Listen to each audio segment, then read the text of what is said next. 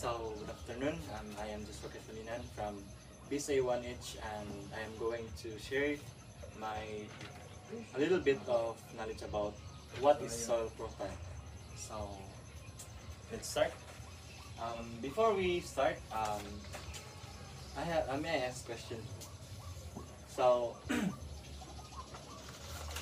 do you have any idea about what is soil profile, or what is soil?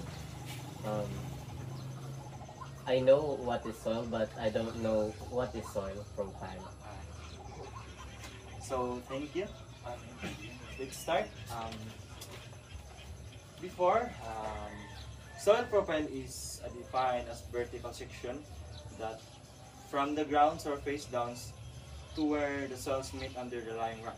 So the soil profile can be as little as 10 centimeters thick in immature soils, as deep as several meters in tropical areas where the climate is conducive to rapid alternation of the underlying rock to form soil. So soil profile are composed of number of distinctive layers such as A horizon, O horizon, E horizon, E horizon, B horizon, and C horizon. So horizons are dynamic system, and it's composed are undergoing physical, chemical, and biological changes. So soil depends also from its forming, climate, topography, the in which kung ano locate ang ato ang soil, kung nabas sa bakilid, nabas sa kining flat bang surface, and then vegetation, parent material kung asa sa nagikan, kung basing nagkuhan sa acidic kay nga kining yuta, kining batuhon ba kay siya, or kining abundant ba siya og kining mga nutrients nga kining suitable po sa atong mga crops. And then length of time. So let's start. What is soil horizon? So what I said earlier, soil horizon is composed of 6 horizons, that horizon A, E, B, and C. So let's start on organic horizon. So organic horizon is typically forms above the mineral soil due to the composition of mga lata nga mga lata nga dahon, na dito mga patay nga mga animals, mga pod, also pod mga mga roots pod. And then next is A horizon, that also called surface.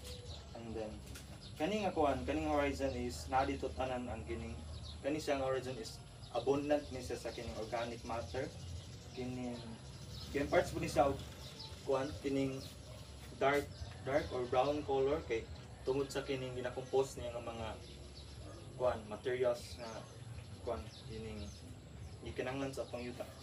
And then next is E horizon, and also known as alluvial horizon. So this horizon is designation for a horizon with a great deal of leaching. So dini natay visual. So ang leaching is mo ni siya ang kining movement sa atong soil ba downward. Kung absorption pud sa absorption sa atong kining tubig sa atong yuta. And then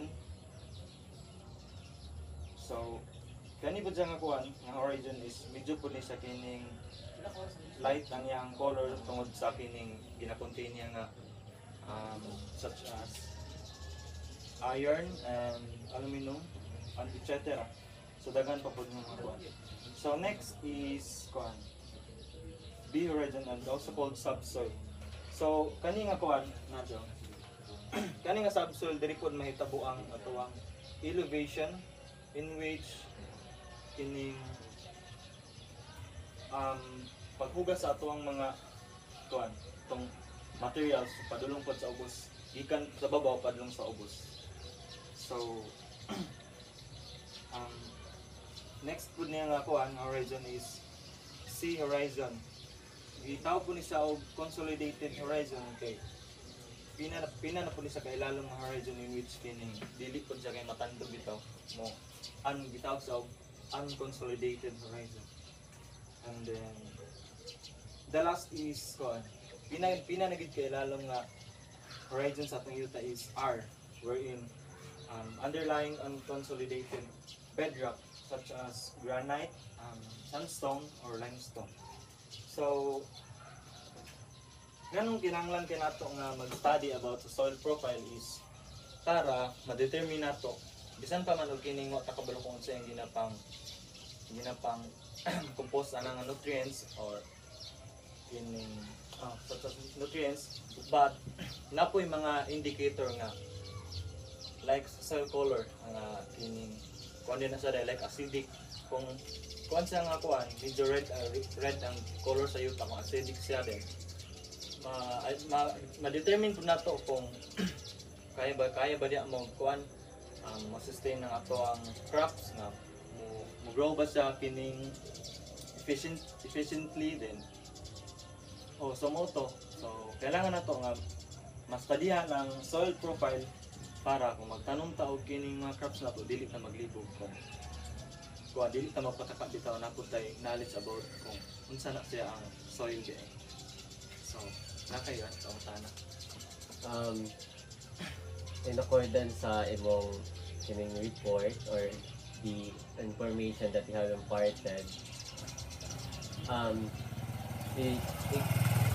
is it still effective ang kining soil profile in especially sa atong kuan, especially sa climate change right now? Is there naiba-iba nga bago nga changes sa kuan in terms of soil profile?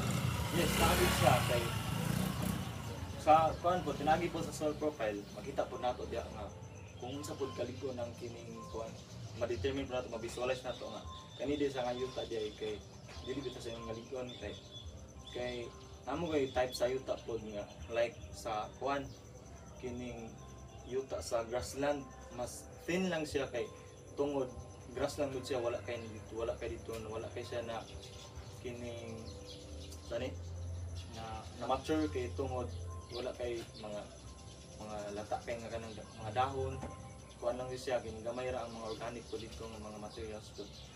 And then kung in terms of kuan po climate ma-determine po nato nga ay maggamit po kay nato ang soil profile kay ma-determine nato dito nga ay kanidi siya nga